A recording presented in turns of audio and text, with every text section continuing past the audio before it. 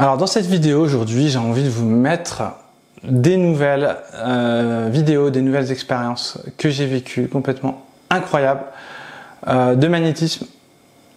Des choses, c'est même pas du magnétisme, c'est ma première expérience de prière de guérison.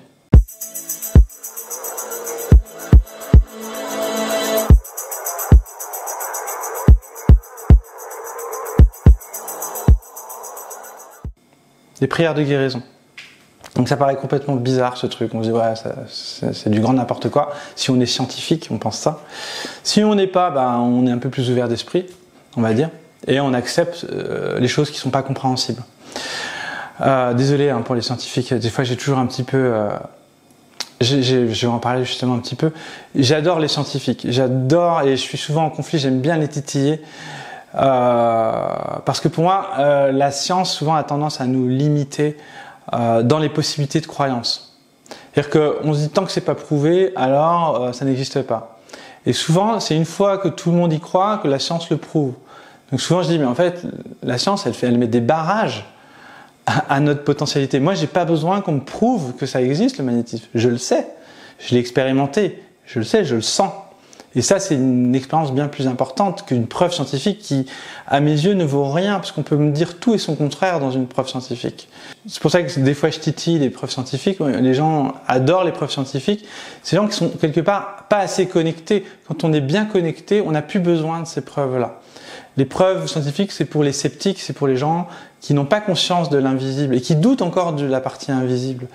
Mais quand on est connecté à l'invisible, on n'a plus de doute sur l'invisible. Je sais pas comment dire, quand on sait qu'il y a des racines, bah on le sait quoi. La personne dit non, il n'y a pas de racines sur un arbre, c'est un tronc direct.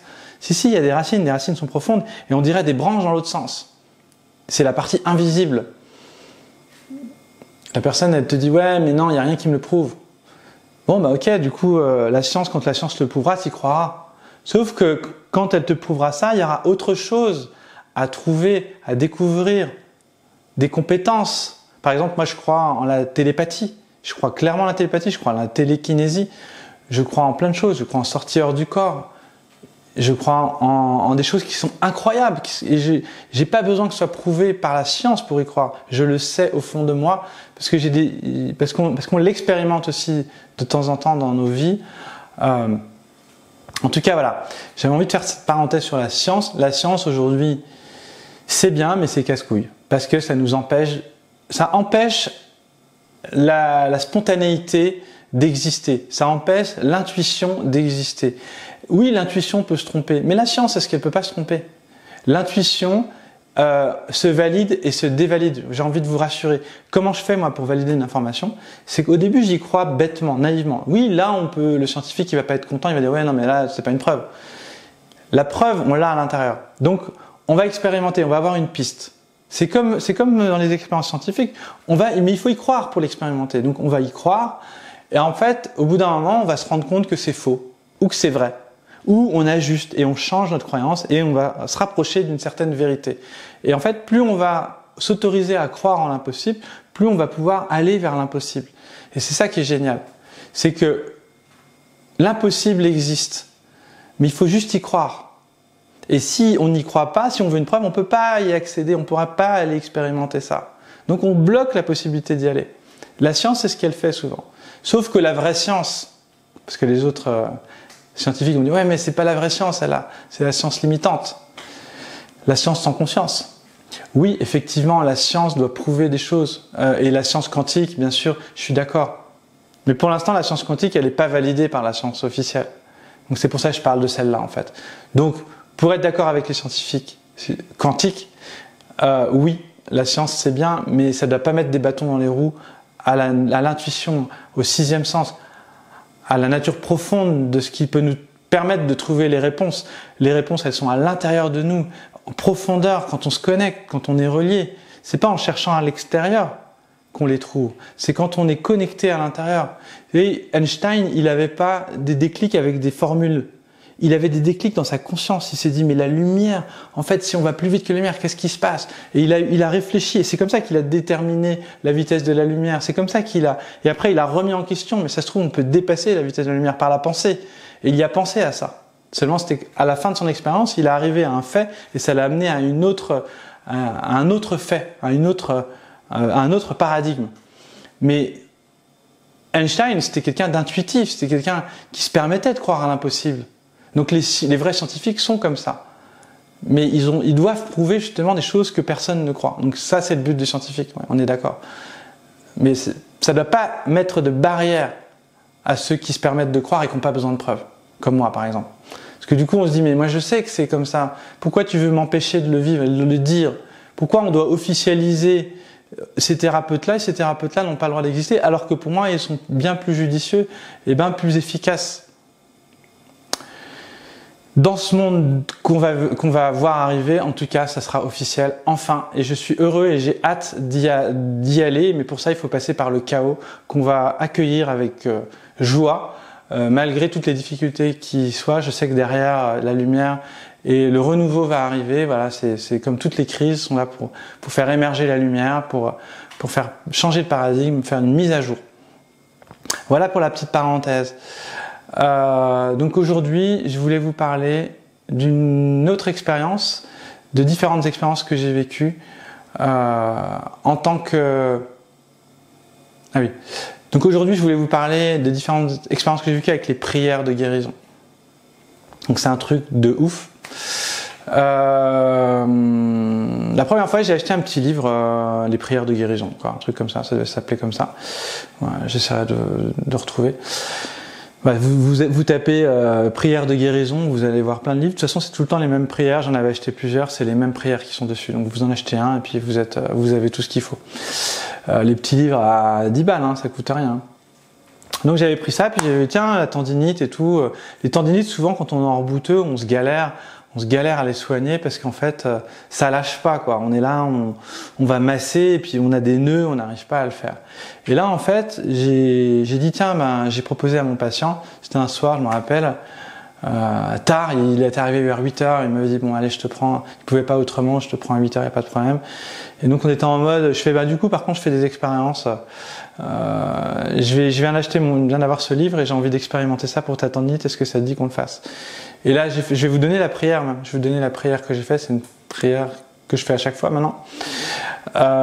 Donc c'est Saint-Père, Saint-Jean, Saint-Roch. Voilà, on fait appel à ces saints. C'est une connexion en fait, c'est une connexion spéciale, un égrégore d'énergie. Et on lui demande, on lui dit Tirami el tendinite al gallo. Donc en fait on peut mettre tout ce qu'on veut. On met Saint-Père, Saint-Jean, Saint-Roch, Tirami el, mais maintenant des fois je lui dis merci de soigner cette sciatique, merci on peut parler aussi de manière très simple. En fait les prières sont juste des intentions, c'est important de comprendre. Et on se câble avec des saints particuliers qui sont des connexions énergétiques spécifiques avec des fréquences particulières. C'est génial, donc voilà, Saint-Père, Saint-Jean, Saint-Roch. Donc c'était des guérisseurs en fait, simplement qui ont aussi Saint-Roch, je pense à Saint-Roch particulièrement, que c'était vraiment un voyageur qui faisait des guérisons miracles en fait partout où il allait.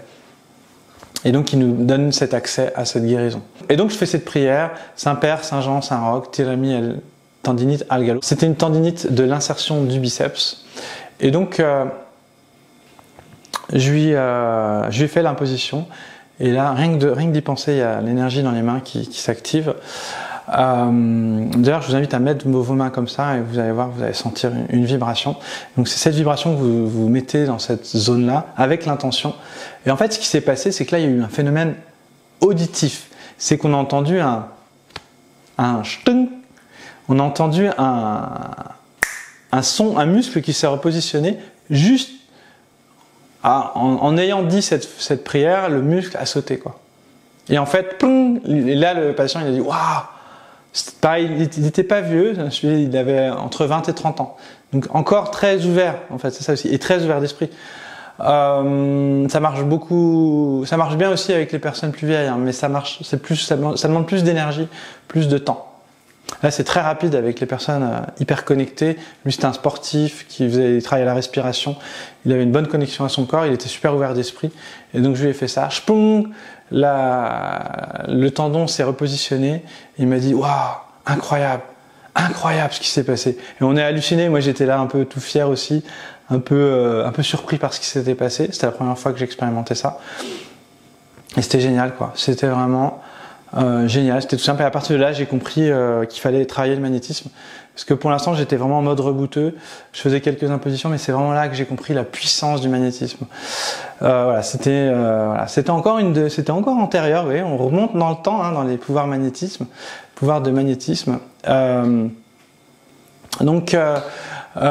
J'espère que cette vidéo vous a plu. Donc si ça vous intéresse de développer vos dons, j'ai concocté pour vous une formation, les bases du magnétisme, avec toutes les bases, les techniques. On sera aussi un groupe, on pourra parler, on se connectera, vous serez invité au live rebooteux, vous pourrez voir aussi les techniques de rebooteux. Vous pourrez, parce que je fais des lives tous les mois, si vous êtes dans la formation rebooteux, et il y a des cours en fait, c'est des cours de rebootement, ça dure 2-3 heures, vous apprenez beaucoup d'informations et vous aurez accès aussi à ces lives si vous faites partie si vous investissez dans ce pack de formation. Donc les bases du magnétisme, nettoyage énergétique et nettoyage émotionnel en bonus. Et donc la connexion aussi du groupe avec moi, avec les questions-réponses, avec les lives. Donc ça vous branche. Je vous invite à faire partie de la bande parce que c'est une vraie famille qu'il y a dans ce groupe. Et on se voit aussi en présentiel, souvent dans les stages, que ce soit le Qigong, de rebootement, de Tai Chi. C'est une vraie petite famille qui est en train de se créer. D'ailleurs, je vous fais un gros bisou à tous ceux que j'ai déjà rencontrés. Voilà, je vous aime. Voilà. Et je vous dis à très bientôt en tout cas dans une prochaine vidéo. Ciao les amis.